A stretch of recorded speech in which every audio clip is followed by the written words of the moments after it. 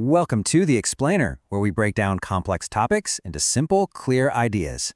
Today, we're diving into one of the most fundamental tools in data science, simple linear regression. Let's get right to it. So, let's say you've got some data, maybe sitting in a database with a whole bunch of columns, and you start to notice a relationship between two of them. The question is, how do you go from just seeing that connection to actually making a solid prediction? Picture this. You're looking at user data from a social media platform. You have a table that looks something like this. Just glancing at it, you get this gut feeling that users with more friends tend to spend more time on the site. But right now, that's just a hunch. To really see what's going on, the first step is always to visualize it. And the perfect tool for this is a scatter plot. We can take every single row from that table and turn it into a single dot on a graph. By plotting the number of friends against the minutes they spend on the site, we can see if a real pattern starts to emerge from the noise. A visual trend is great, but what if you want to predict something specific? Like, how many minutes will a brand new user with, say, 50 friends spend on the site? To do that, we need to go beyond just looking at a cloud of dots. Can we actually draw one single straight line through all those points that best captures the relationship? And the answer is a big yes. We can, using this simple linear regression model. And it's all captured in this beautifully simple equation. This little formula is our key to turning that fuzzy visual relationship into a real predictive tool. So let's break down what each of these pieces actually means. First up, we've got y. That's our dependent variable. It's the target, right? It's the thing we're trying to predict. In our case, that's the daily minutes on site.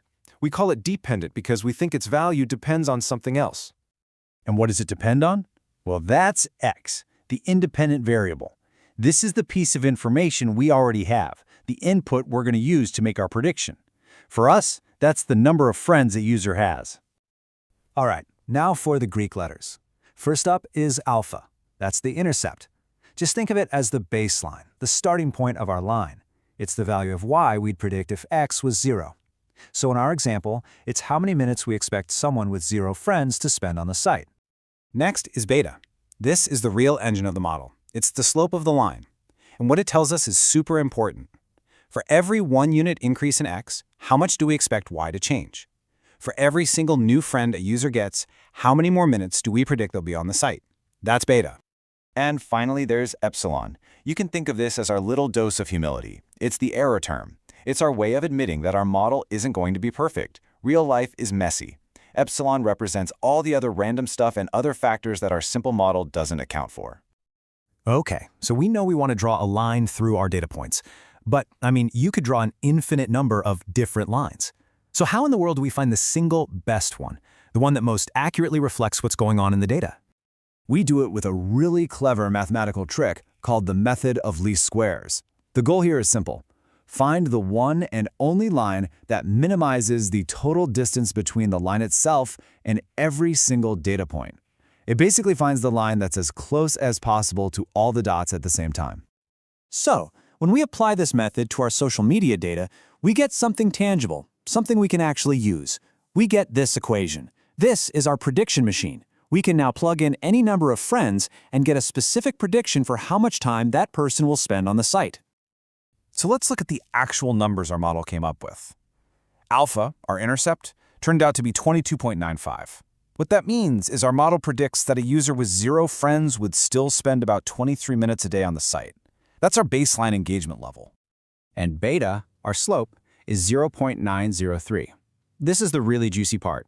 It tells us that for every additional friend a user has, our model predicts they'll spend almost a full extra minute, 0.9 minutes to be exact, on the site each day. So we have a model. It makes predictions. That's awesome. But here comes the absolutely crucial next question. Is it any good?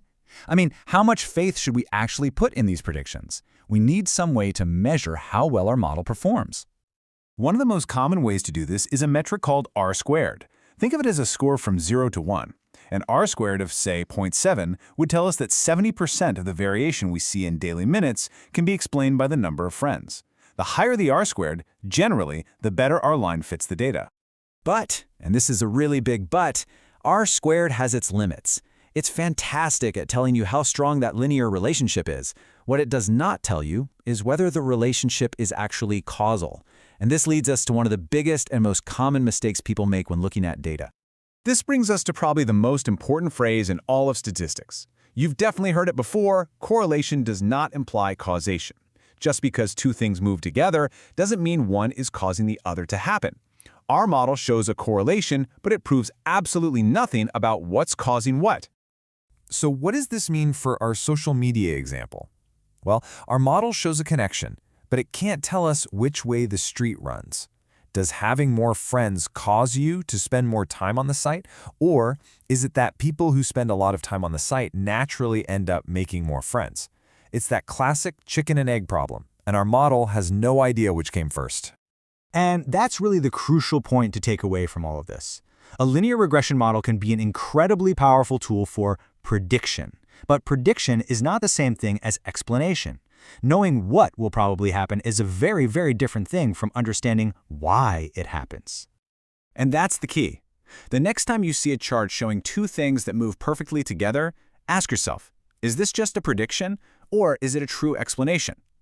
If this explainer helps you think a little more critically about data, please share it with a friend and subscribe for more. Thanks for watching.